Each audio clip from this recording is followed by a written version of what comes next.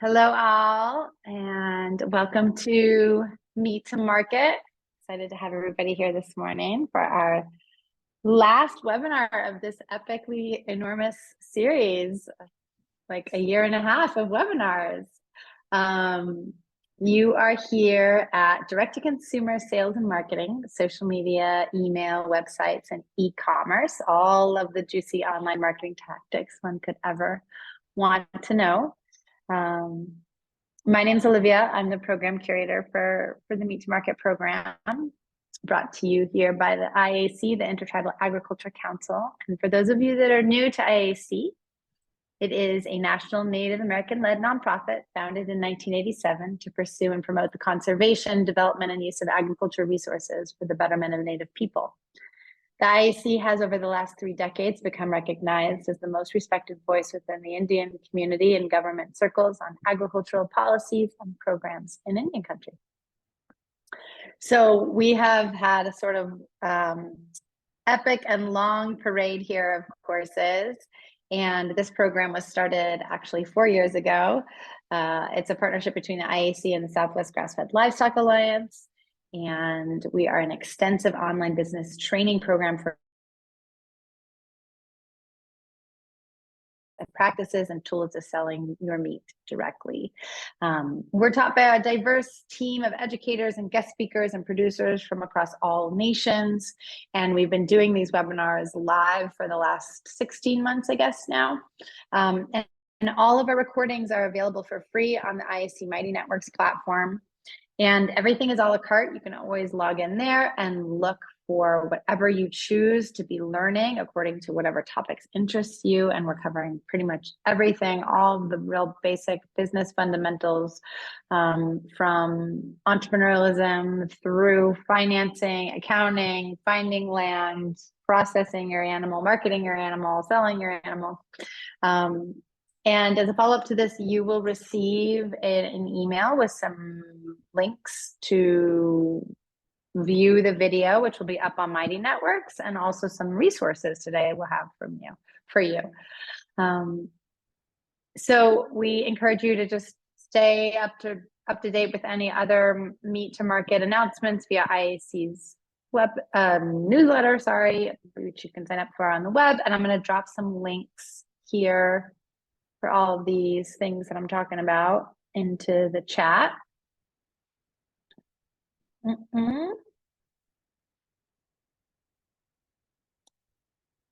There we go.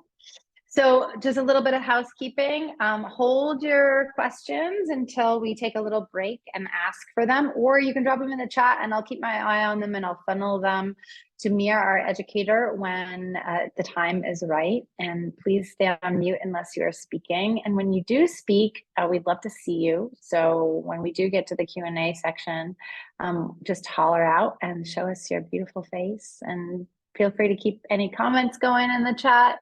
And if you're looking for help for anything technical, you can talk to Elise, who is the Intertribal Agriculture Council here in our group.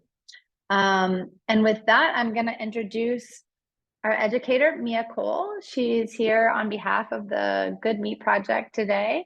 And I'm going to let her tell you all about herself. And in the meantime, I'm going to drop her email and my email in the chat too, just so you have it ready to go. And yeah, take it away. Hi, everybody. It's lovely to be here. I am very appreciative to the Intertribal Agriculture Council for having me here today. As Olivia mentioned, my name is Mia. I'm here on behalf of with the Good Meat Project. I currently work in marketing. I've worked in marketing for a few years now. And while I do not currently work in the farming world with marketing, I have previously worked with the Good Meat Project, as well as other like small independent farms such as Hickory Nut Gap here in North Carolina, where I am based.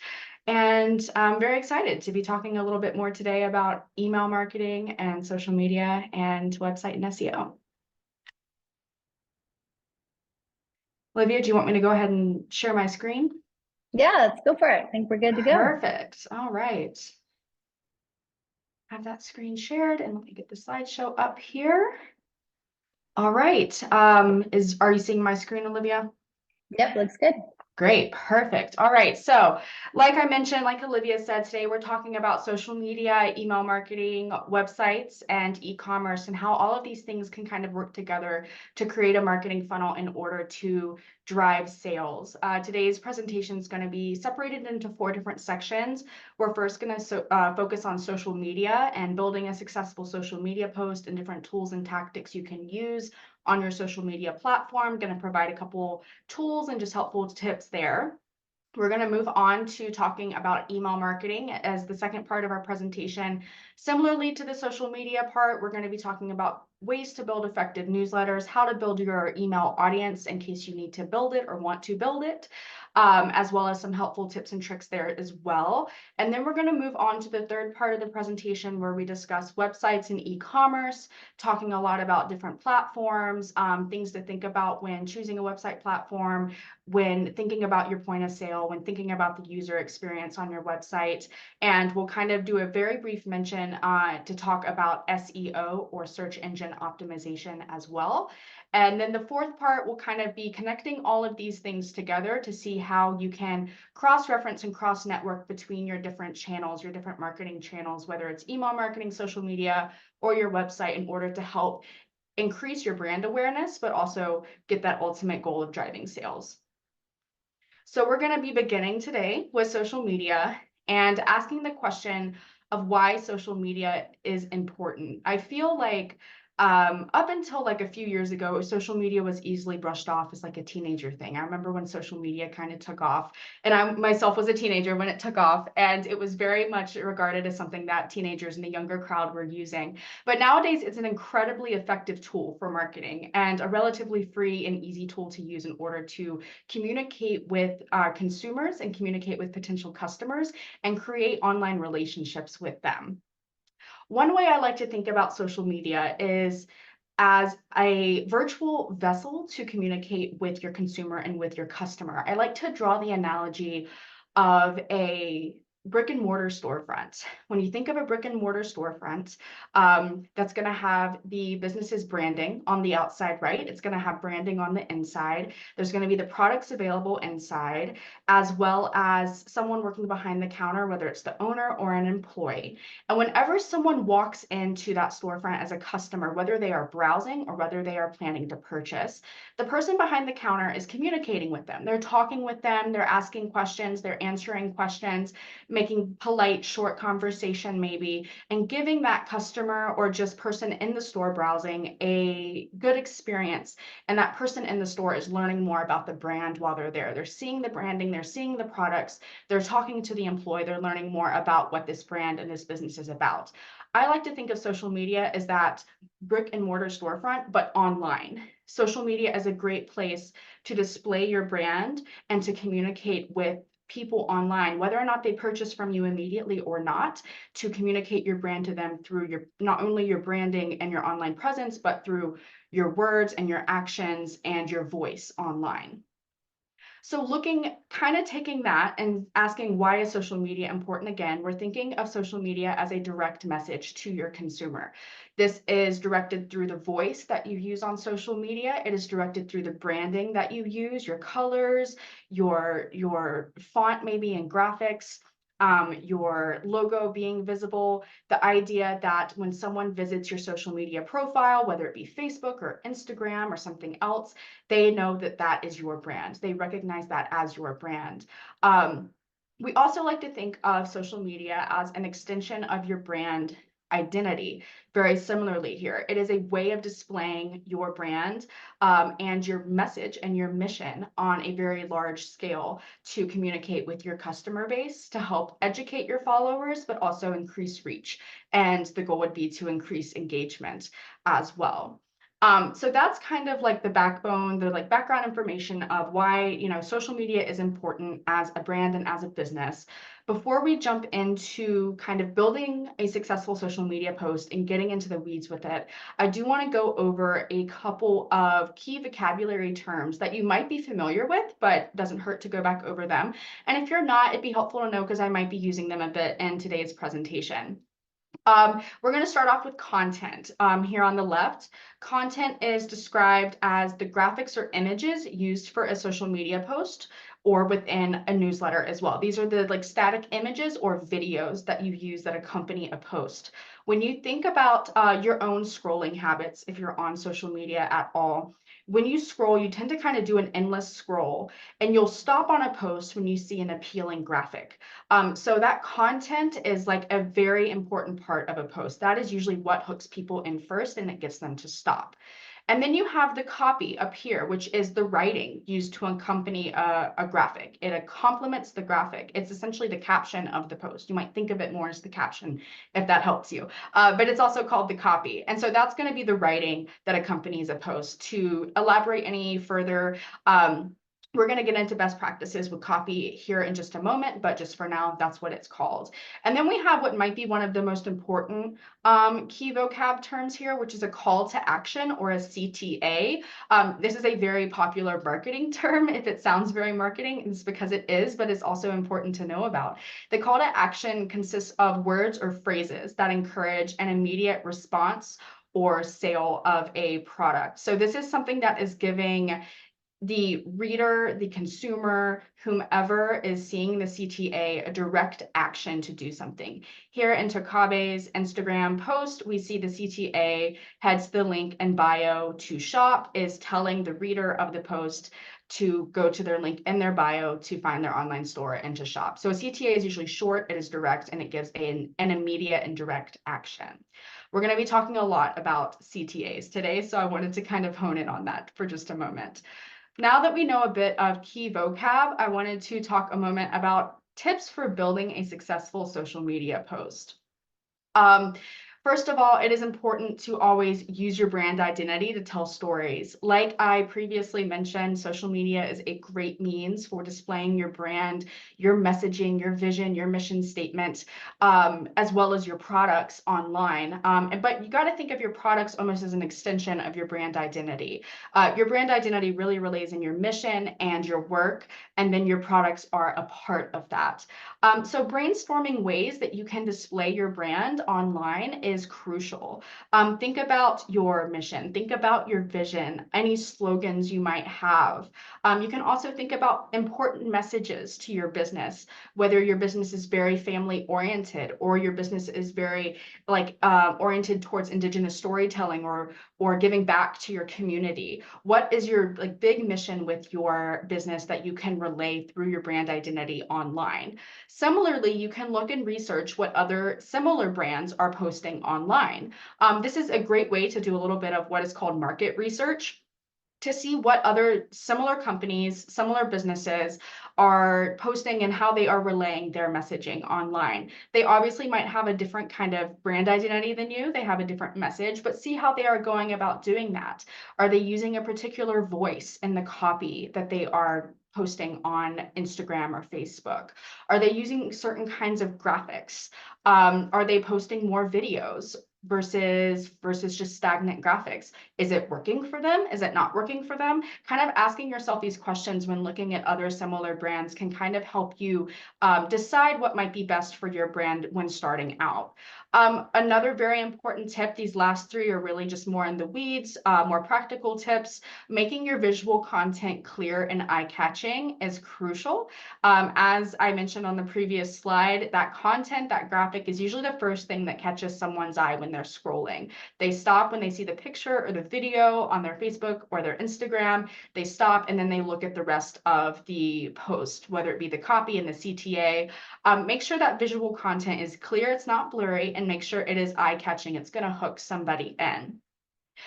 Similarly, keeping copy short is also a good tip to use when creating captions on Instagram and Facebook. The size and the amount of copy you include can really depend business to business. Different people use different strategies and different strategies work for them. And this will be something we can look at in just a moment, so you can kind of determine which strategies work best for you online. But generally, keeping copy on the shorter side, I'd say no more than about 2 paragraphs. Just thinking of people's attention spans, you catch them with the content, you catch them with the graphic, they look at the copy, they're going to be more likely to read the copy if it's a little shorter. If it's really long, they might tune it out and just keep scrolling. Your CTA might get kind of buried among a long copy and people won't see it and it won't be effective. So keeping that copy short is also important. Emojis as well, that's something that's going to be up to your brand identity, right? The example I like to give here is I know the person who runs MTV's social media accounts. MTV obviously appeals to a very specific demographic, primarily teenagers and young adults. So of course, the person handling those social media accounts is using a lot of emojis. It's a very casual voice. It's a very casual brand. Their main mission is just advertising music and pop culture. So obviously you are going to be in a different position than MTV. You're not having that same demographic. You're going to have a different voice. So you may not need to use as many emojis as a brand or a business that's appealing to a younger audience for a different reason. Emojis are really up to you individually. Emojis are a great way to break up text. They are a great way to add a little bit of casual context to the copy or the caption of a post. They can add a little bit of informality, which isn't a bad thing. But obviously, if your business, your brand is maybe a little bit more formal, a little bit more reserved, do not feel pressured to use a plethora of emojis, if any. They're definitely not a requirement online. Hashtags are another great tool to use, especially on Instagram. They can help people find your posts based off of different hashtags. Knowing what hashtag will work for you is going to also rely on a little bit of research online, on Facebook or on Instagram, seeing what similar brands are using as their hashtags. And you can also search hashtags in the search bar on Instagram and on Facebook as well, and see how many posts are filed under a hashtag and what that engagement kind of looks like on those posts, and see if they might work or be relevant for you. So those are just a few tips on building a successful social media post. We're going to look at some pro tips now, just some final things to hone in on before we look at a couple of case studies. And the first one I want to kind of emphasize is that social media posts do not always have to be, and really should not always be, ads or promotional. If you think about yourself or even myself, I feel like I'm constantly being fed ads. I'm constantly being told to buy something online. It can get very tiring. And it can lead, if you are following a business that's constantly feels like they're trying to sell you something or push something on you, you might unfollow that business, right? Because it feels very gimmicky. You want to be working on building a relationship with your followers. Just like if you had someone walk into a brick and mortar store, you're not immediately going to be shoving product in their face and telling them to buy it. You're going to greet them and say hello and ask them how their day is and try to make a connection with them before, like, trying to drive a final sale. So remembering that all posts are not ads, social media is a great place to use promotional posts and to make promotional posts, and we'll see an example of one here in just a moment, but kind of intermingling those with posts that aren't quite as promotional as well, that kind of tell your story, show your brand identity, and make an effort to connect with your followers online is absolutely crucial. And then the second pro tip here, which you're gonna be seeing a lot of this throughout this presentation, is to always, always, always link to website content or your online store when you are mentioning it in a social media post to help improve your website's traffic. It doesn't have to be like a huge CTA telling someone to buy something, but if you mention something and there might be more information on your website, link to it in the post. It's never going to hurt to put a link in your post to your website so people can find you online off of social media. So I've talked a little bit about, not wanting to make all of your posts promotional, but also making posts that are going to be more engaging or show your brand identity or try to connect with followers online. And you might be thinking, I'm not quite sure how to do that. We're going to look at a couple of case studies, primarily look at some engaging social media posts, some more informative or educational posts, and a promotional post. So you can kind of look at these case studies, these examples of real businesses online, and see how they are interacting with followers based off their posts. These categories, I am loosely calling them because I have placed these posts into categories just to kind of help us all wrap our head around the different kind of posts you can be making online. You might find that these categories overlap. You can surely have a promotional post that has a strong CTA that is also very engaging to your audience. Or you can have a very educational post that has a good promotion at the end of it. You're going to see some examples of that here. They do overlap, but I did want to kind of show you concrete real world examples of what different posting styles can look like. Another thing you might notice is we're going to be looking at different brands and different businesses here. They all have different brand identities. Some of their missions are similar, but at the end of the day, they're all different businesses. They're all different brands. So you might find that their, voice, their style of talking, what they're including in their content is going to differ from post to post. So we're going to be starting off by looking at an engaging social media post, what I would refer to as an engaging social media post. This is Tokabi. They posted a short form video, a reel, I believe it was very short, like 5 seconds, on their Instagram profile that says our Indigenous community is ... And then they say more in the caption, which almost offers like a miniature call to action to go to the caption to see what the caption says. And then in the caption or in the copy of the post, it says, finish the sentence. Our Indigenous community is... They give a couple examples, and then they ask the question, how would you describe your Indigenous community? This is a wonderfully engaging post because it is asking followers a question and is making followers feel like they can have a voice a little bit with this business and with this brand. They can interact with it. Obviously, being online is not quite the same as being in person. People, customers, consumers don't feel quite as comfortable maybe sharing their voice online with the business than they would in person with them. So kind of opening that door and having a question available for people to answer is a great way to engage with your audience online. You can see an increase in comments, and that's also going to help your post have more visibility as well. The way those tricky Instagram and Facebook algorithms work is the more comments a post gets on it, the more it gets interacted with.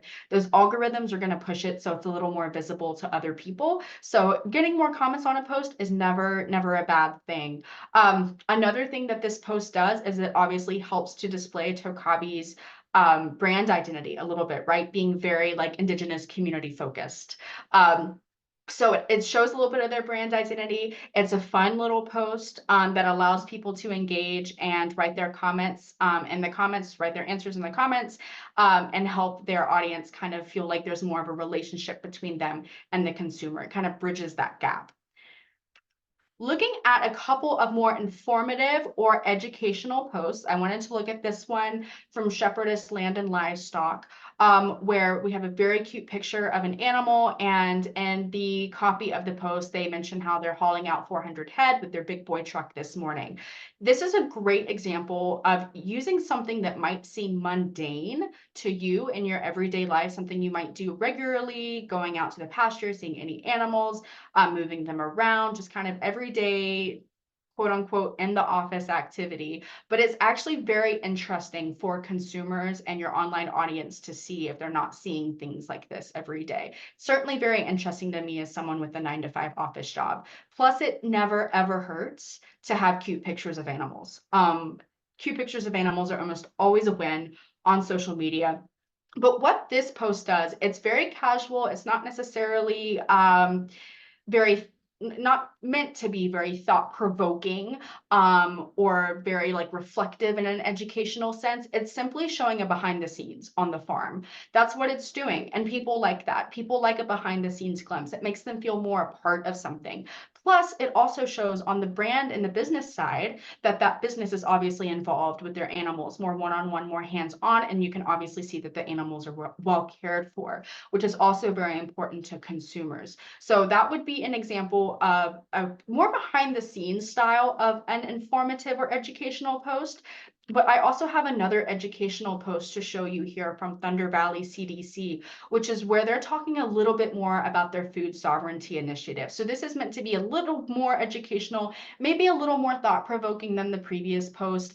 The actual post itself just has a short form reel or video on Instagram of some chickens. Again, animals are always a win to post online, and then they just talk very briefly about nurturing a regenerative food system through their food sovereignty work centers. But you might notice at the end of it, they have a short paragraph kind of educating about this and about giving back to their community, which is a big part of their brand and their business. So you get a little bit of that brand identity layered in there. But you see they finish off in that last paragraph with a small promotion. They talk about how they've lowered the price of their egg cartons to $3 a carton for their community. And then they finish off with a short little CTA. Interested in buying a carton or cartons in bulk, stop in at our Porcupine office and see our front desk staff today. So that would be a good example of including a little bit of a promotion with a little bit of a CTA intermixed in a post that isn't inherently promotional. It doesn't feel like someone's really pushing a product on you. They give the audience, they give their Instagram followers a tidbit of information, a bit of education first, so their followers feel like they've learned something.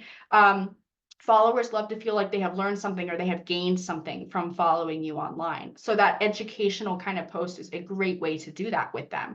They feel like they've learned something. And now that they're learning more about Thunder Valley CDC's mission and their brand about giving back to their community. And now they're seeing that they've lowered the price of cartons of eggs for their community to $3 a carton.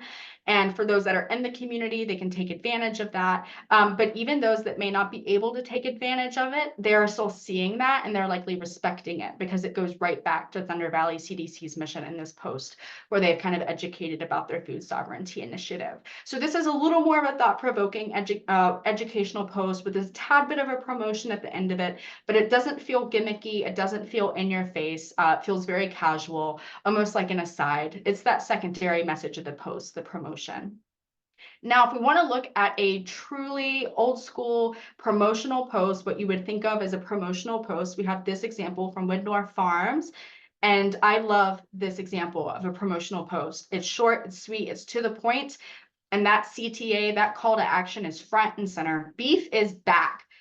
You know exactly what the promotion is. As soon as you're scrolling, you see beef is back. You know that the beef has been restocked. It is back and it's available to purchase. You have that headline up again at the top of the copy, the caption. Our beef restock is live. They have a very short paragraph here, kind of talking about it. Then they also throw in that pork has also been restocked, which is great to know if maybe you weren't looking for beef at the moment. Maybe you were looking for pork, or maybe you just don't like beef that much as a consumer. You know, pork has also been restocked. So there's options for people not looking for beef. And then they link to their website so you can go purchase or learn more.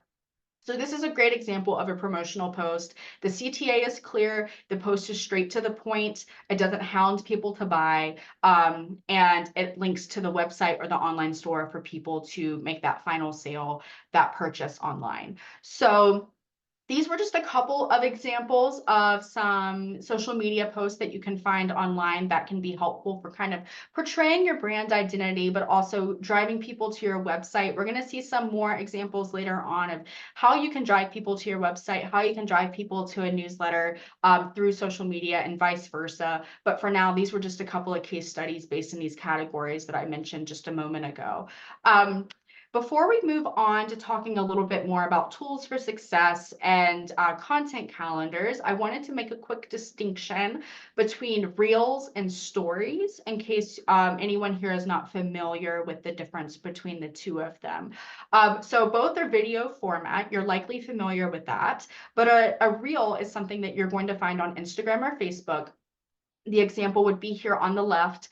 This is something that is going to appear on your profile. It's going to have more of a long-standing time spent on your profile. It's more permanent. You can obviously delete it if you choose to, but it's going to have a more permanent lifespan on your profile. Reels also tend to be a little bit more of a longer form content, usually about 30 seconds to a minute, minute and a half. They can be longer, but you typically see them around 30 seconds to a minute. And they are a great way to promote things or to get people engaged or to educate your followers through something that isn't just a static post with a caption or copy. This is something that might be a little more engaging for people because it is a video. The text might be shorter, or maybe someone is talking in the video. And so it's easier for people to digest, for followers to listen to watch, versus having to read the copy or caption of a post. Reels are a great way to get a lot of information out there without having to have paragraphs on paragraphs of words. Compared to a story post, which is not going to appear on your profile. This is not going to be a more permanent video that you're seeing on someone's profile generally. These are going to be up. They have a lifespan of 24 hours. They stay up for 24 hours before disappearing. You can access stories. If you see here, I was on Widnor Farms Instagram profile here looking at a reel, and you see that their profile picture has that colorful ring around it. That means that they have stories that are actively available to view.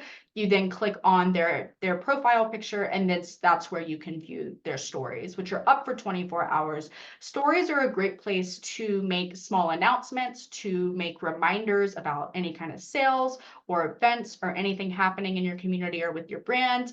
Or they're a great place to give little like sneak peeks or behind the scenes of things that you may just not want to be appearing on your profile for an extended period of time. Here's a good example from Widnor Farms. It's a little blurry because it was a video and I went to screenshot it and tried to get it so that the horse was in frame and looking at the camera. But just, saying good morning to their shiny ranch pony, or affectionately called a pony, as they say. He's actually a horse, as we see. He's kind of large for a pony, but that would be an example of a story post, something that's maybe a little more casual. It doesn't have to be quite as thought out as a reel. You can share between each other. You can hit the share button on a reel to share onto your story so more people can see it. Other people, your followers can also share your reels and your other posts between each other. They can share them. That's another great way to think about reels versus stories. If you want your post to be shareable between people, get that word of mouth out there, it would be best to post it on your profile. It'd be best to post a reel in this instance, because most of the time with stories, you can't share them. Sometimes you can. I think I had the option here to do so, but again, they are only up for 24 hours. So if you share it and the person you shared it to didn't look at it within 24 hours, they're not going to be able to see it. So it's not quite as accessible.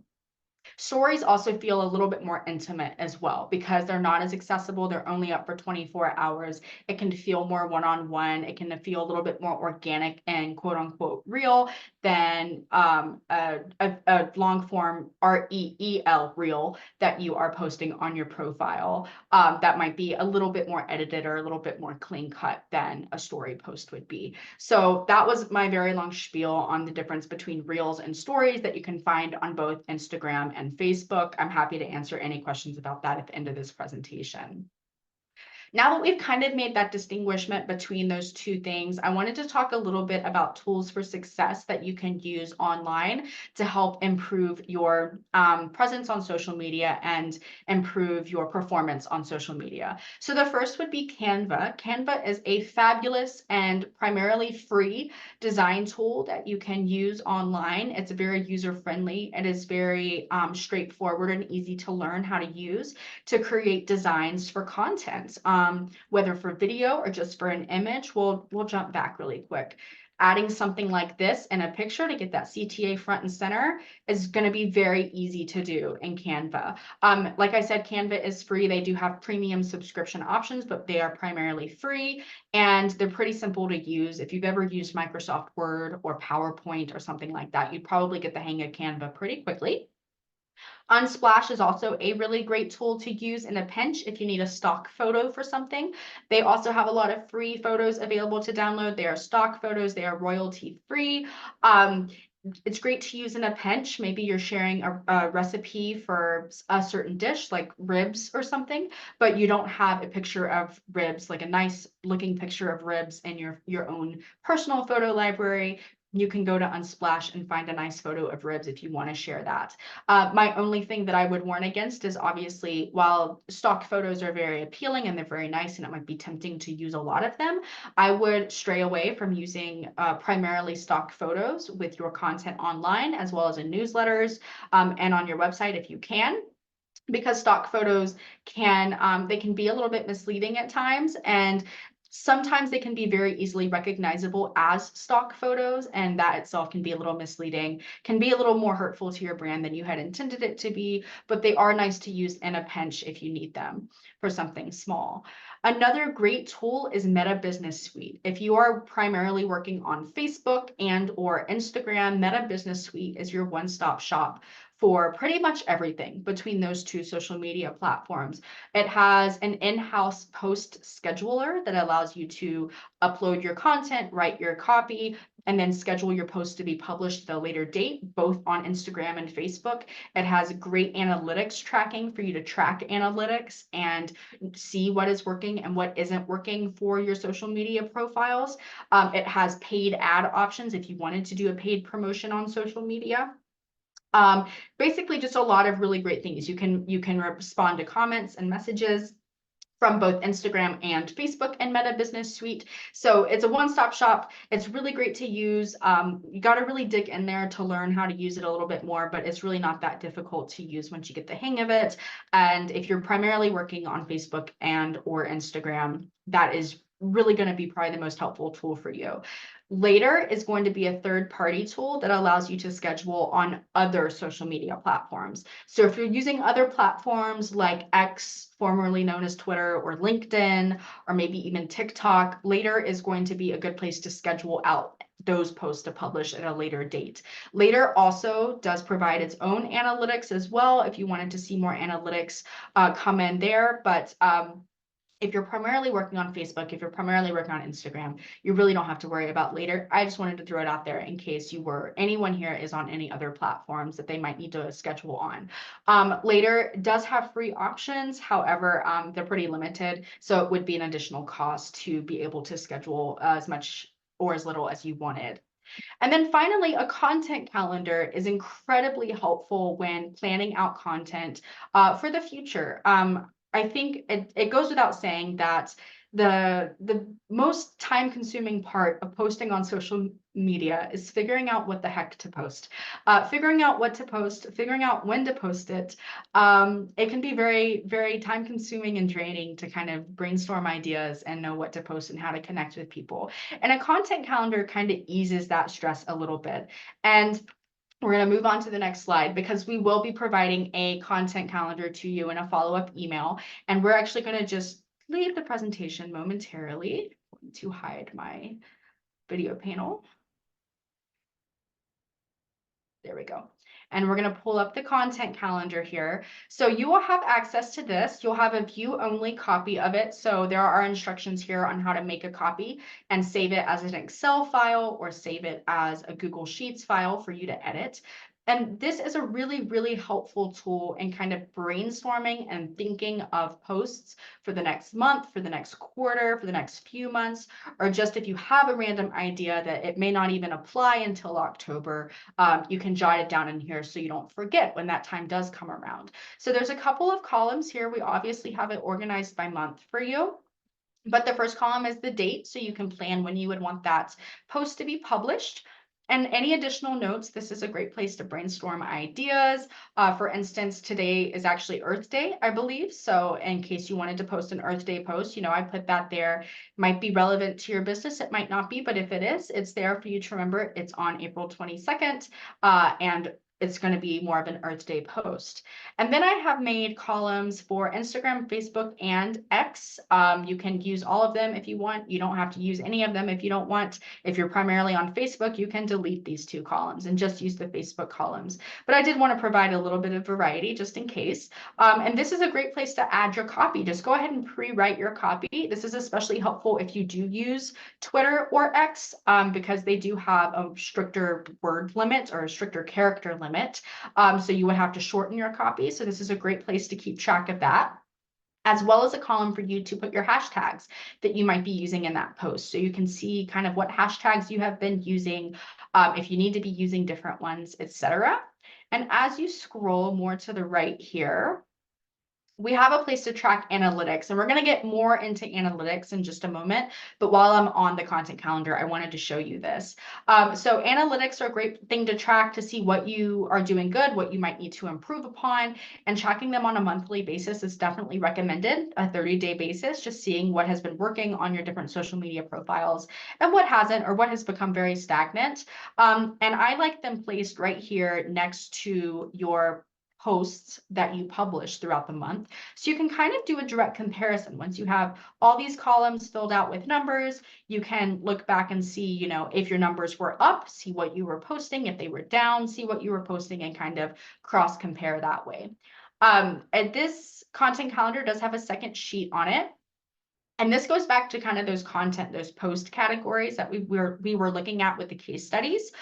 So I've included a couple more with some examples or descriptions here for you to kind of get the juices flowing if you need a little help with that, or to kind of just help you use this as a jumping point for you to kind of think of other categories or posts that might work really well for your business.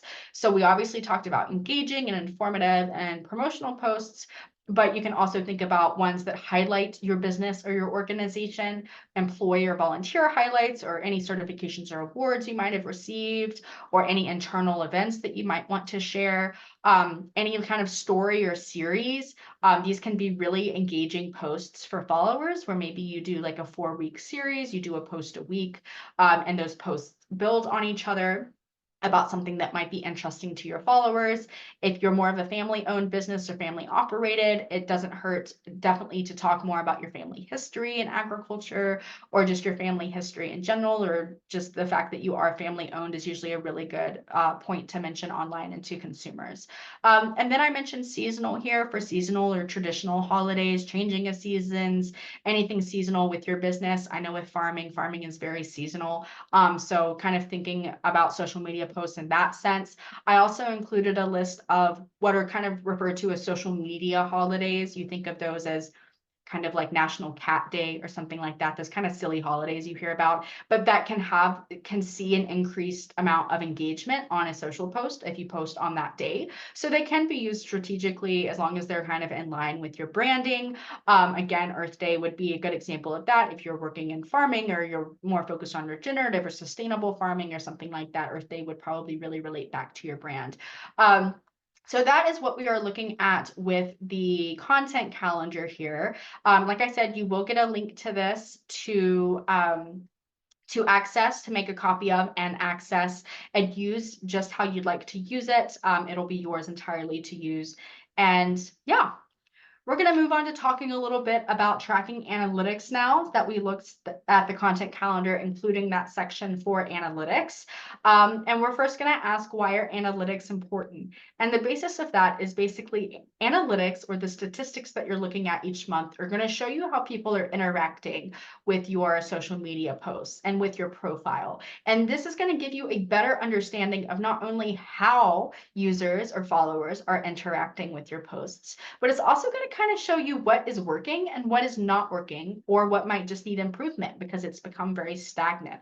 So analytics are absolutely a crucial tool to be looking at least on a monthly basis, I would say, to see where that growth needs to happen for you online.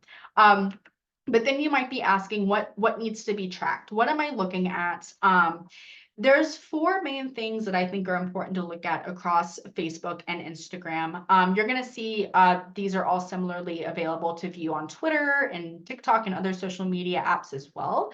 But these are going to be the four main hard hitters for Facebook and Instagram. The first is reach, or sometimes it's called impressions. And this is the statistic that shows you how many people have seen a post. They have simply seen it. It has crossed their feed. They have seen it. That is going to be the reach of a post. And then looking at page likes or follows, seeing on a month-to-month basis how many people are following you or have liked your page, seeing if that number has gone up, if it has gone down, if it hasn't really changed at all, and then thinking of ways that you can improve upon that or keep the momentum going. Then we have engagement and engagement rate. So engagement is going to describe people that are actually engaging with your post. They are commenting on it. They are liking it. They are sharing it. They are saving it. That is going to be engagement. And that's a really important part of social media, is having a good engagement with your audience. And engagement rate is going to describe the amount of people that have been the percentage of people that have been engaging with your post as it compares to your overall follower count. I have included the formula for calculating an engagement rate in the content calendar. It's a pretty simple formula. So that's a good way to calculate your engagement rate. Do not be discouraged if your engagement rate looks on the lower side. Engagement rates tend to stay across the board on the lower-ish side, single digits typically. If you think about your own social media habits, again, we can get into an endless mindset of scrolling or even doom scrolling, the infamous doom scrolling. And so the likelihood of engaging, you're not going to engage with every post that comes across your feed, right? The likelihood's a little lower, but you can always improve your engagement rate. And of course, the goal is to have a really good, consistent engagement rate with different people or with your different followers, so that you can work on building those relationships with them. And then looking at shares and saves of posts. So people can share posts on Facebook and on Instagram. And on Instagram, they can also save a post, which kind of saves it in a separate folder for them to access later. It typically, to that user, to that follower, means that post had a little bit more of a significance to them than just simply liking it. So it gave them something of extra value that they really appreciated. And so those are just kind of a subsection of engagement, but it does help to know, like, more separately, how many shares a post got and how many saves it got, or just overall how many shares and saves you saw throughout a month. So you can see like which posts are really, really resonating with people. So those are kind of what you're looking at tracking, but there are a couple different ways you can track your analytics. I previously mentioned this. Meta Business Suite is a great one-stop shop if you are using Facebook and Instagram. You're going to find pretty much everything you need there for analytics in Meta Business Suite. There are other places that you can track analytics. I mentioned Later. Most other apps have their own in-house tracking. You can do like you can look at your Instagram analytics completely separate of Meta Business Suite, but they don't offer significantly more insight than Meta Business Suite itself does. If you're on something like X or Twitter, or you're on TikTok, or you're on LinkedIn, you can find analytics within those platforms that'll tell you how people are interacting with your post there as well.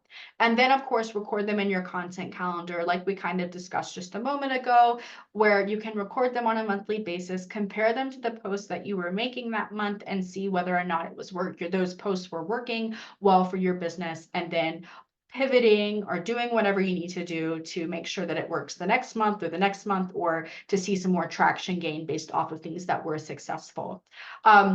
So that's kind of the basis of tracking analytics on social media, the importance of them, and how you can track them, and different things to track. That kind of wraps up the social media portion of this presentation.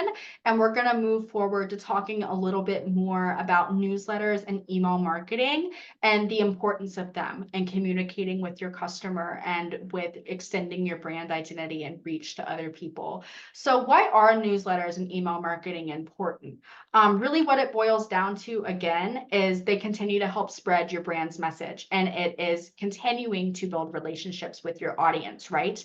You're building relationships, and you're doing it in a way that might be even more one-on-one, or even more a little intimate feeling than it does on social media. Because while you are communicating with them on social media, and it can feel very one-on-one and personal, when you're communicating them with email marketing, you're sending them a message directly to their email inbox. So it feels even more personal. It can also be a good way to communicate with people in a more long form of way. You can make a newsletter a little bit longer than you can a social media post. You can include more content. You can include more graphics, more words, more links. It's a really great way to communicate with people. So looking at how to build an effective newsletter, number one, this is pretty much my number one across the board, brand messaging. Make sure that your brand messaging is consistent between your social media, between your newsletter, between your website. Your branding colors are there, your branding font is there, your logo is there, your voice is there, your mission is kind of intertwined in the messages that you're giving in your newsletter. Again, just like with social media, when someone opens a newsletter or an email communication from you, they should be able to immediately recognize your brand. They should know that that's you. And then determining a lead message for your email and a secondary message if you wish to have one. So a lead message is going to be that above the fold message. That's going to be the headline of the newsletter. It's going to be in the subject line. This is what is going to draw people in to open your email and read it. Generally, I would not advise making every single email's lead message a sale or promotion. Similarly to social media, people just get overwhelmed with being sold things online. I can't tell you the amount of promotional emails that I get in my inbox every day from various companies that get deleted without me ever opening them, because I have no desire to buy what they are trying to sell me at the moment.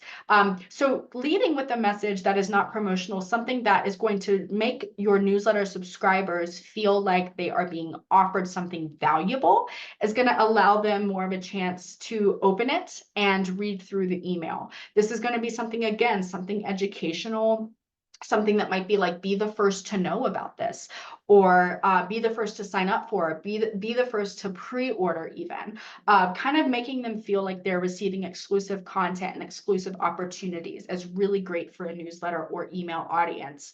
And then your secondary messaging can be promotional, right? So that above the fold message, that headline with the graphic and maybe a short paragraph isn't going to be selling them anything, but just below that you'll have, oh, and by the way, our pork's on sale, or oh, and by the way, we've, restocked this. That doesn't go to say that you can never do a lead message that isn't promotional. Just don't make all of the email lead messages promotional. The third point here to building an effective newsletter would be cross-referencing. Again, making sure you are linking to your website and you are linking to your social media in your newsletter. So anytime you mention anything on your website, link it. Have your social media profiles linked in the footer of the newsletter. A lot of newsletter building websites and platforms allow you to very easily make a template or an email that includes a footer that links out to your social media very easily. So make sure that you're always cross-referencing and finding a reason to reference your social media and reference your website in your newsletter as well. If you post blog posts on your website, bring those into your newsletter. Tease them in your newsletter and then link out to the actual blog post on your website where people can read more. Or do something similar with social media posts. Maybe you posted a social media post that performed pretty well. It was educational. People got a lot of value from it. Reference it in your newsletter and link out to the social media post so people can find it. So cross-referencing is absolutely crucial to kind of drive people to your website and to your social media. We'll get a little bit more into that towards the end of this presentation, but did want that on the front of your mind. And then you might be asking about the frequency of newsletters. How often should you be sending newsletters? You don't want to spam people for sure. This is going to depend on your manpower and what you're able to do in terms of just time commitment. I would say at minimum, once a month just to stay in contact with your email followers or your email subscribers, so that they don't kind of feel abandoned, or they just don't see an email from you for 3 months and then suddenly you're in their inbox again. It can feel kind of spotty. So once a month is usually a good minimum for contacting people, but I also wouldn't really send email communications more than 2 times a month, depending on how long your newsletters are. Because it can feel kind of spammy to email subscribers. If they are seeing way too much of one company or brand in their inbox, it might feel a little too much. So I say once a month is usually a good goal to have there. But again, going to completely depend on your business. You can also track email analytics.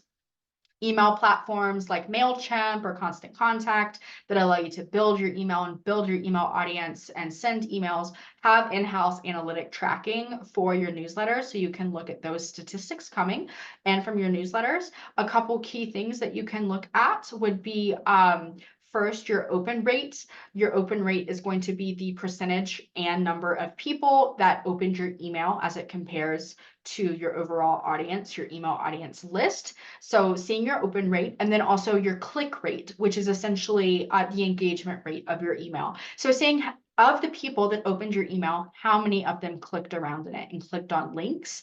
And a lot of these platforms will also be really great to show you what links were clicked and how many times they were clicked. So you can really get into the weeds with seeing which links in your email marketing were the most popular and saw the most clicks.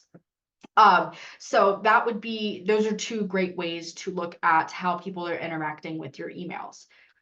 Now you might be thinking, these are all great tips. I don't have an email audience, or I have a very small email audience. How can I build my email audience? So first of all, whenever you work with an email platform like MailChimp or Constant Contact, they have a great way to build an email sign-up form where you can essentially create a page where people can input their email. It'll automatically sign them up to be a part of your email audience. And this form is available via a link that you can share anywhere. You can share that link on your social media. You can put it in the bio link of your Instagram. You can share it in posts.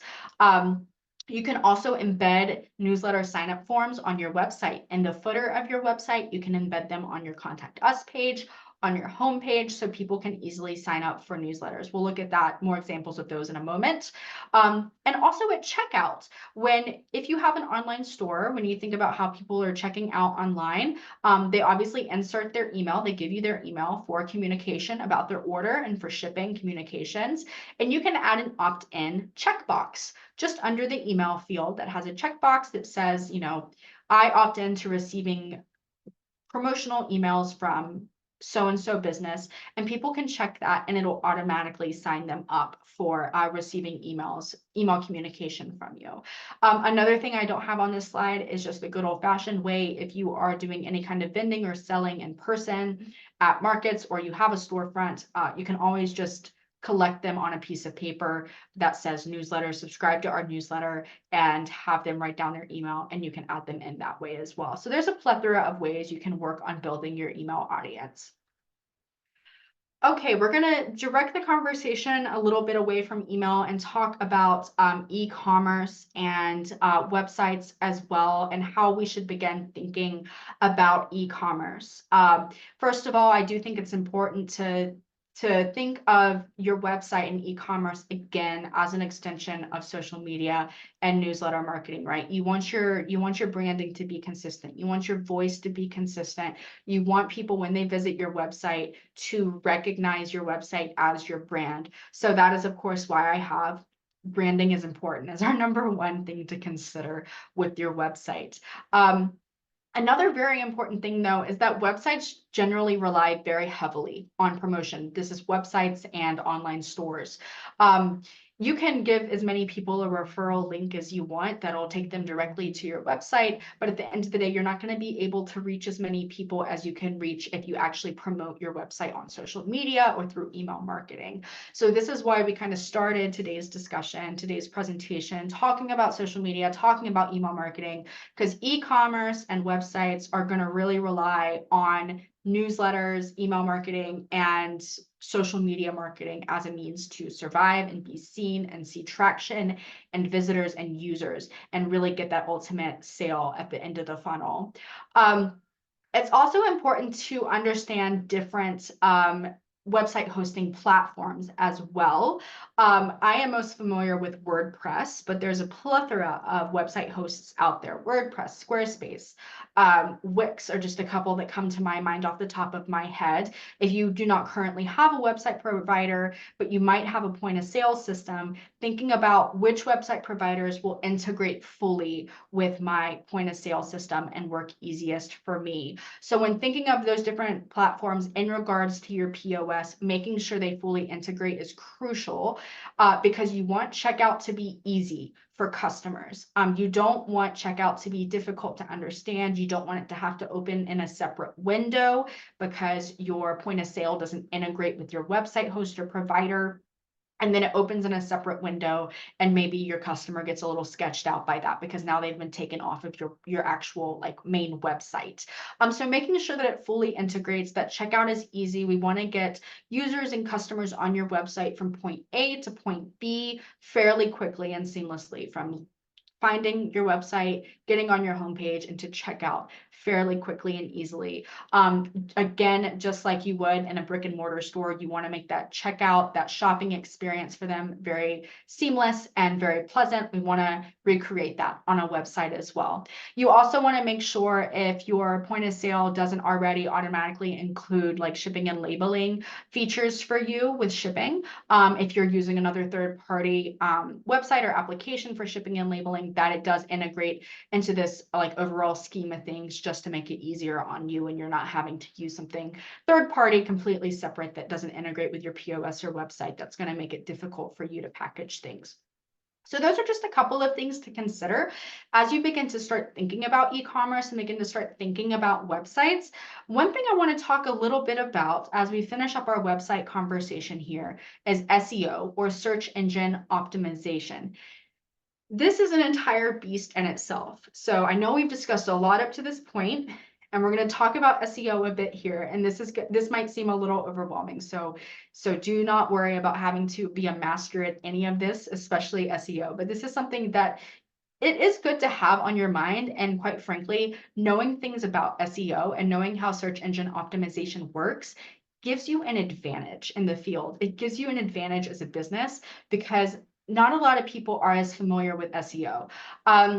So search engine optimization is ultimately the process of improving your website to increase its visibility and search results on Google, on Microsoft Bing, on any other major search sites. I'm, for the sake of time and breadth, just going to refer to Google because that is obviously the most popular search engine and most people use it. So this SEO is essentially what allows your website to get more visibility in Google search results. If someone is Googling something that you might offer, your website has more of a chance to show up for them. So obviously this is absolutely it's crucial to know how SEO works and to figure out how to implement it on your website to help increase your visibility in these search results.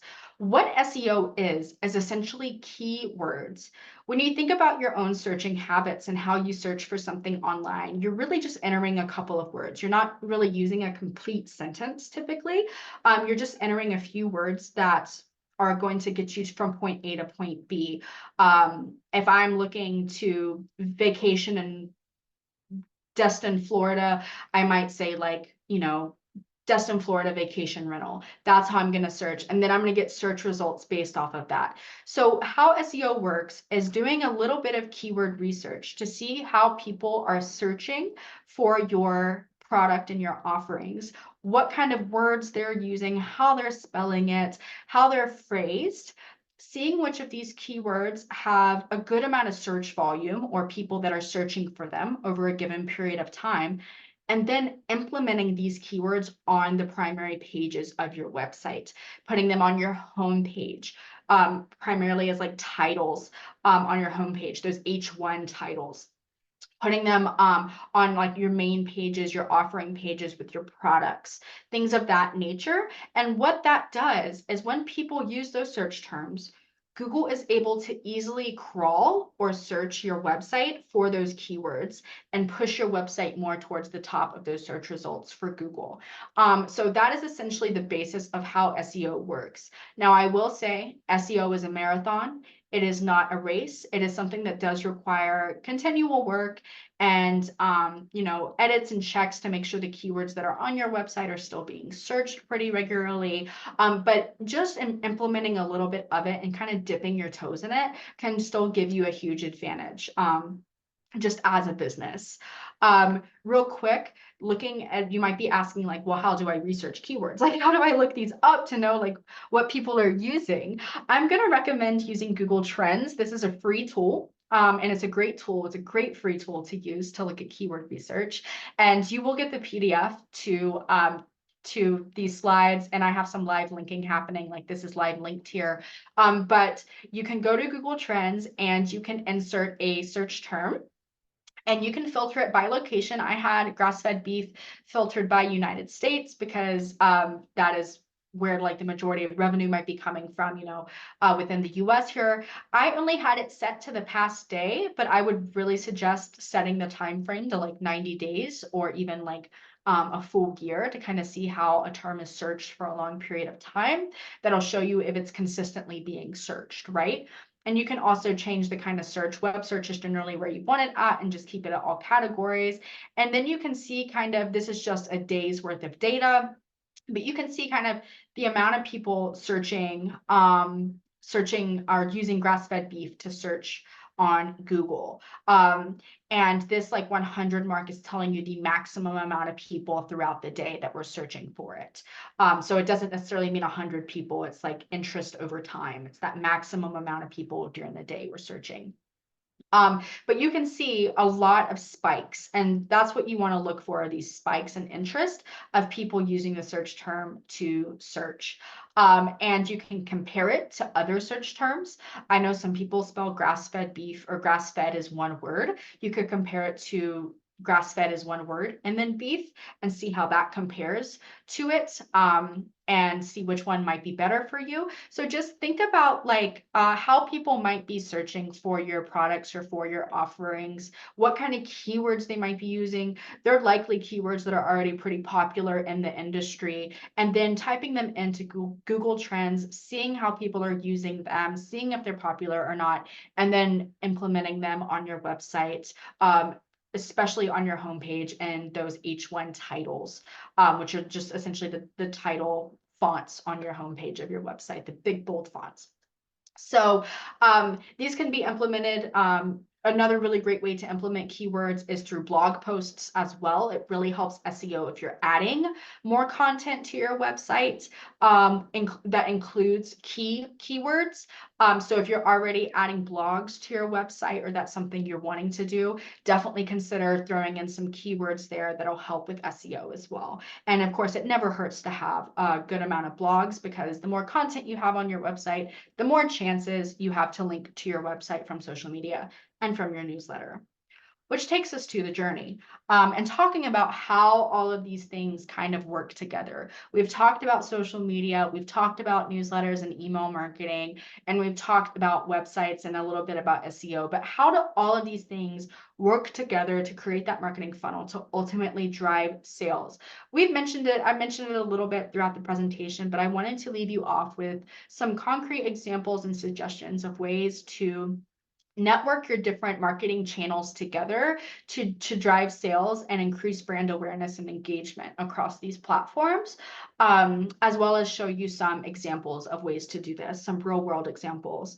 So we're going to start off by looking at social media and how you can kind of drive people from social media to also subscribe to your newsletter and also to visit your website, which would be the two main goals of that, like cross networking between social media and other channels. So in order to encourage followers to subscribe to your newsletter, it's important to include links to your newsletter on your social media, either in the link in your bio on Instagram or in actual links of posts on Facebook, and really position your newsletter as something that is a little more exclusive. It's a little more like, it's closer, it's a little more intimate, like we're more like friends, or sharing more insider, be the first to know kind of information, something that your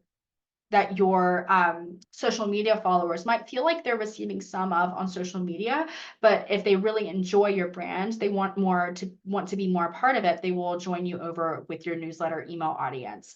So positioning your email as being the first to know about sales promotions, learning more about new products, maybe even early access to things, knowing more about events, behind the scenes, things like that, positioning it like that on social media, and then linking out to it. Similarly, on your website or with driving customers to your website from social media, you want to be linking to your website from your social media as frequently as you can. Use blog posts. If you mention an event happening and you have information about that event on your website, link to it from your social media. Any kind of sales or restocks or just additional information about things, linking to them from your social media is really going to help drive people to your website. Now, a couple of examples of this. Oh, yep. Always include a link and mentioning your website or newsletter on social media. Always include a link. If anything is driven home with you today, I hope that is it. But a couple examples of this in action. Looking here on the left, I have a screenshot of Alder Spring Ranch's like Instagram bio here. And as you can see, they have kind of a static link here in their Instagram bio. I wanted to point this out because one downside to Instagram, if you do use it, is Instagram does not allow for live linking in their posts. So if you went to make an Instagram post and you put a link in it, it's not going to hyperlink it. So people are not going to be able to click on it. They're not going to be able to highlight it easy. And really, like at the end of the day, if people aren't going to try to highlight it and visit the website if it's not already hyperlinked. Why? Because it's an extra couple of steps they have to take to visit the link. And we want to easily give them a link they can click on. So to kind of shorten the amount of steps it takes for someone to visit your website or subscribe to your email audience or see anything that you are linking to on Instagram, it is great to include that link in your bio because you can live link there. I believe Instagram now allows for you to upload or add more than one link here. But another great tool that you can use is something called Linktree, Linktree. And this is a primarily free tool that allows you to essentially nest a bunch of links on one overall linked landing page, like a Linktree landing page that you can put that link in your bio here.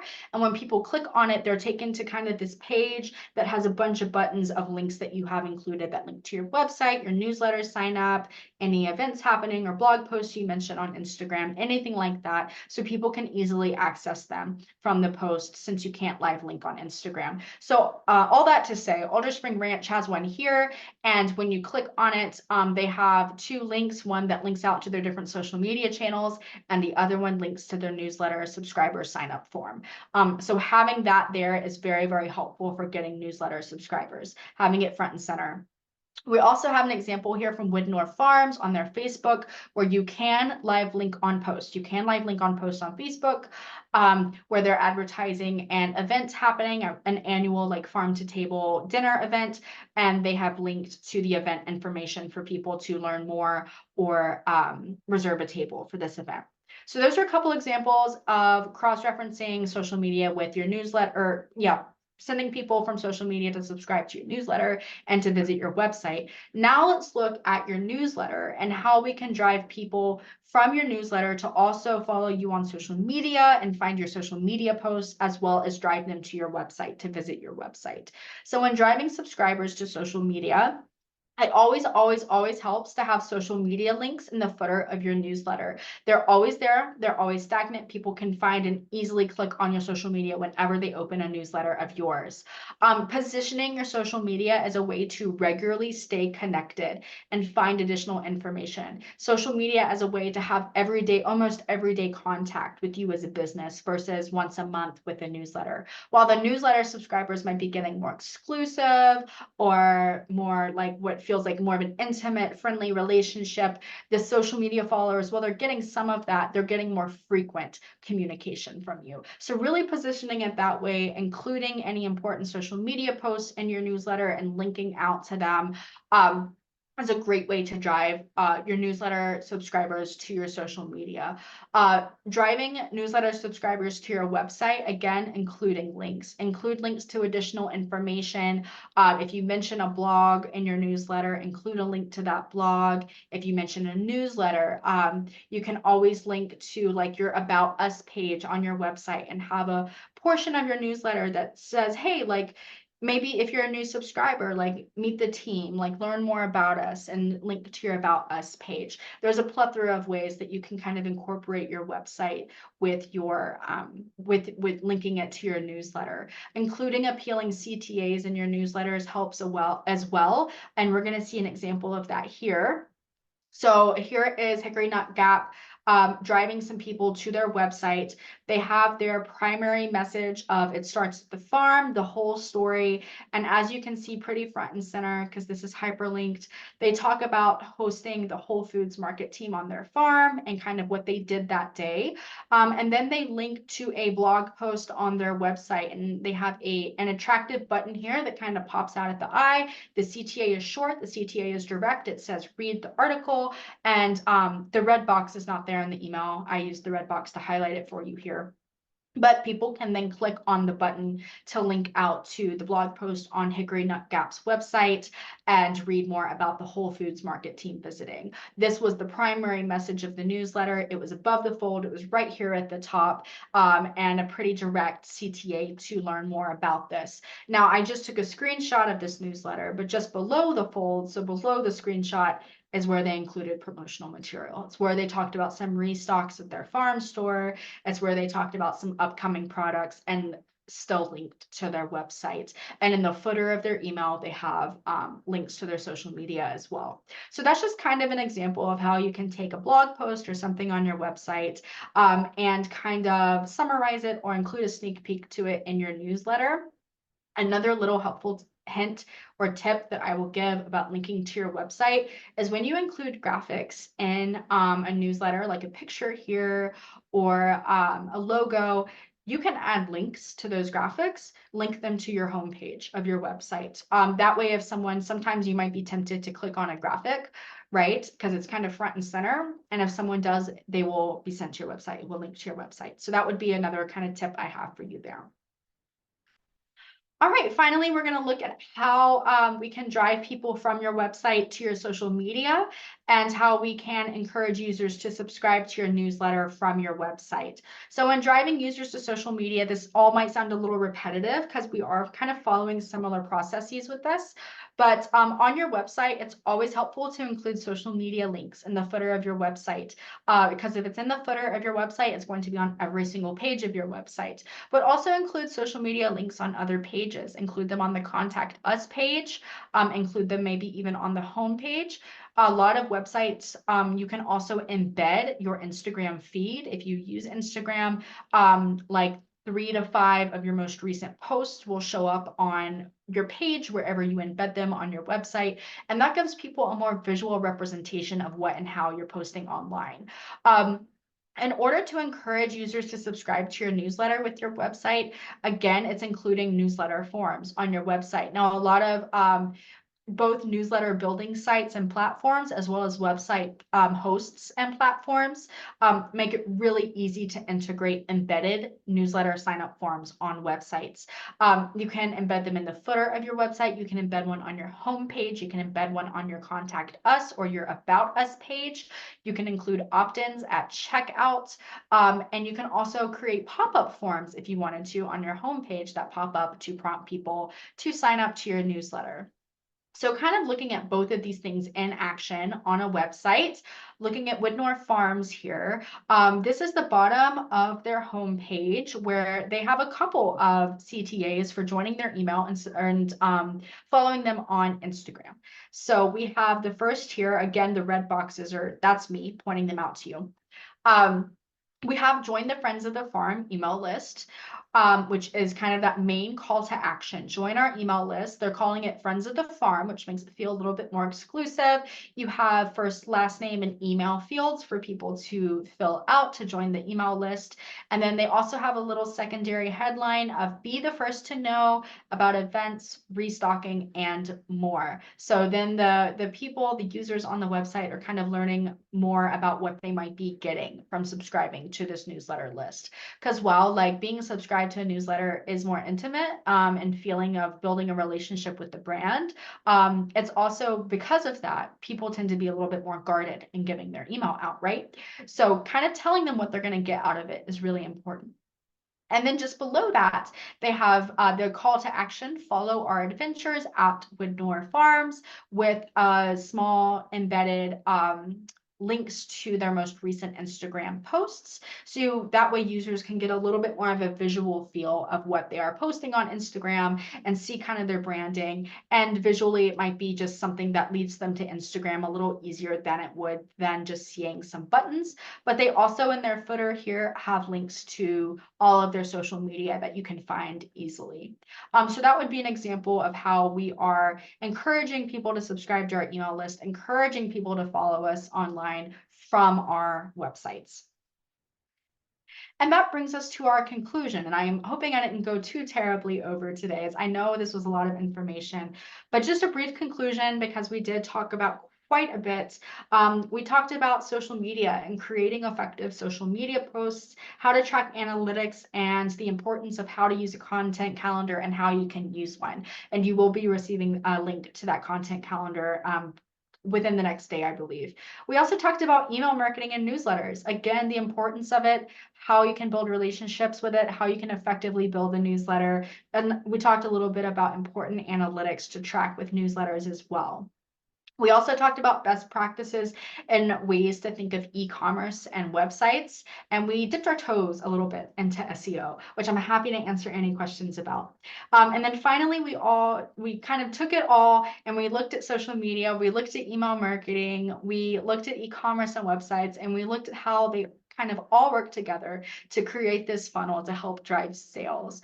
But one thing I would like to leave you with, kind of my final reminder today, is while sales bring in revenue, and revenue is obviously the ultimate goal. We all need money to survive. Do not discredit people engaging with your post. Do not discredit people interacting with your website. Do not discredit visitors that are just popping onto your website, or visitors that are popping onto your social media profiles, or just opening your emails without making any clicks. Do not discredit any of that. Just like you would in a brick and mortar store, going back all the way to that analogy at the beginning of this presentation. If someone walks into your store and they don't make an immediate purchase, we're not going to treat that person differently, right? Because we know we have tried to form a good relationship with them. We have tried our best to display our business and our branding to them in a way that is going to have them come back, right? So do not discredit these online relationships. While they may not feel as personal because you aren't meeting these people or you don't know them personally, do not discredit people clicking around on your website or visiting your Instagram or Facebook profile without making an immediate purchase, because as long as you're forging that relationship, that end goal of the purchase is always a little closer in sight. So that concludes my presentation today. I am going to pass the torch back over to Olivia for the Q&A portion of today's webinar. Thank you, Mia. So awesome. So much information that you actually make it sound sort of fun and engaging, which is hard for me. So I so appreciate everything that you brought to the table here. And I'd love to just open the floor to folks here to dive into some of the nuts and bolts with Mia while she's here, if you're interested in it. Our friend Brianna, who is our producer speaker, had last minute farm situations, which we all understand. So, unfortunately, she won't be able to join us today, sort of last minute, but Mia gave us plenty to chew on and without her even here. But I'd love to see if anybody wants to talk about anything in terms of Mia's presentation. you can just go ahead and unmute yourself and put yourself on video if you feel like it and ask us questions.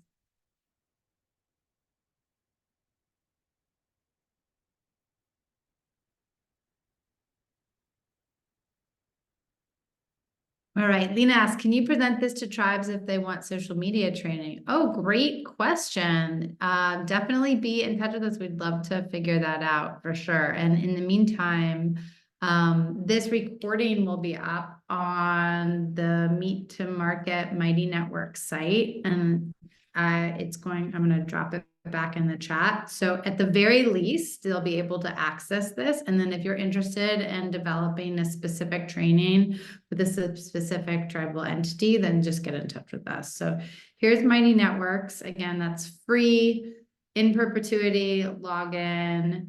All of the handouts that Mia referenced will also be there and ready for download as well.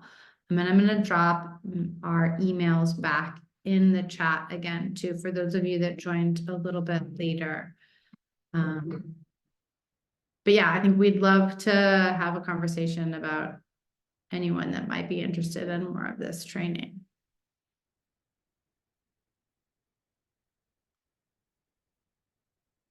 Other questions?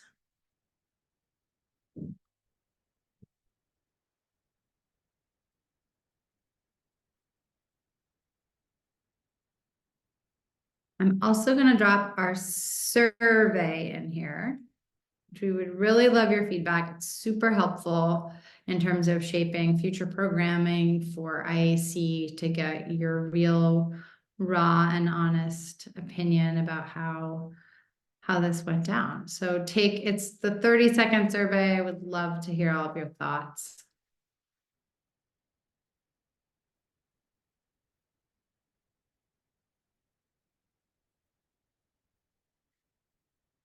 So sort of on that same tip of, whether we can do presentation to tribes about our content, for those of you that are IAC technical assistance providers, be in touch if you'd like to see some of our Meet to Market content appear at some of your regional summits. It's something that we're not exactly sure yet about, but we've done it in the past, and we're hoping that we may be able to help you curate some of the material for your live and in-person gatherings and use all of these assets and thought practitioners that we've gathered here for Meet to Market. So if that's something that you're interested in, please be in touch with me directly and let me know what that looks like for you. And just for our sort of capstone Meet to Market moment, we are actually going to be hosting 2 workshops in person this summer at the Carolina Meet Conference. That's July 30th and 31st in Boone, North Carolina. It's organized by NC Choices, which is a project of NC State's Center for Ecological Farming Systems. And we'll be featuring 2 of our workshops from Meet to Market with co-educators, and I'll be there, and we have some native producer speakers from the Southeastern region that will be speaking as well. And IAC will also have a booth presence as well. So I'm going to drop that in the chat as well. For any of you that are down there in the Southeast, we'd love to see you. Send your producers, send your colleagues, send your friends.